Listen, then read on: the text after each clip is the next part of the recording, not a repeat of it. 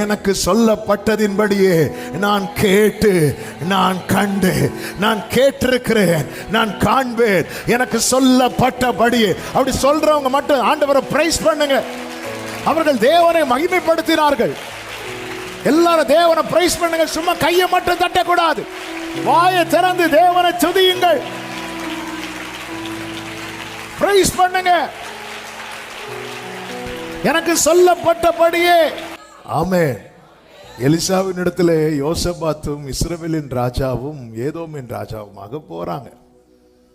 அப்போ எங்களுக்கு தண்ணி இல்லைன்னு நிற்கும் போது எலிசா சொல்றாரு, காற்றையும் காண மாட்டீங்க, மழையும் காண மாட்டீங்க, ஆனால் நீங்கள் வாய்க்காலெல்லாம் வெட்டுங்க, தண்ணி வரும்.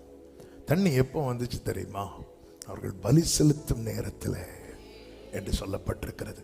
நம்ம எல்லாம் ஒன்று நடந்ததுக்கு அப்புறம் துதிக்கிறதுக்கு ரெடியாக இருக்கிறோம். அந்த காலம் எல்லாம் தாண்டி விட்டது. இனி துதித்ததுக்கு அப்புறம் தான் நடக்க போகிறது. அதனால தான் ஓசியா 1:14 என்ன வாசித்தோம்? யூதாவே உன் பண்டிகைகளை ஆசரி. நீ அதை செய்ய ஆரம்பிச்சிரு.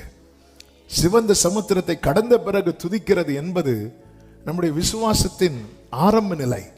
ஆனால் கர்த்தர் இந்த எரிகோ கோட்டையை எனக்கு முன்பாக உடைத்து விட்டார் என்று சொல்லி துதிக்கிறது இருக்கிறது அல்லவா, அதுதான் விசுவாசத்தின் வளர்ந்த நிலை.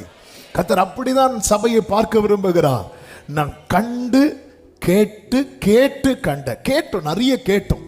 ஆனால் கண்டதுக்கு அப்புறம் நீங்க பிரைஸ் பண்ண ஆரம்பிச்சிட்டீங்கன்னா அந்த இடத்துல நம்ம ஆண்டவரை ரொம்ப கனப்படுத்துறோம்னு அர்த்தம். ஆமென். நிறைய கேட்க பண்ணி இருக்கிறாரா?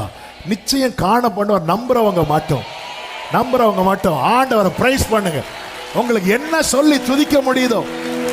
அபிஷேகம் பெற்றவங்க அந்நிய பாஷையில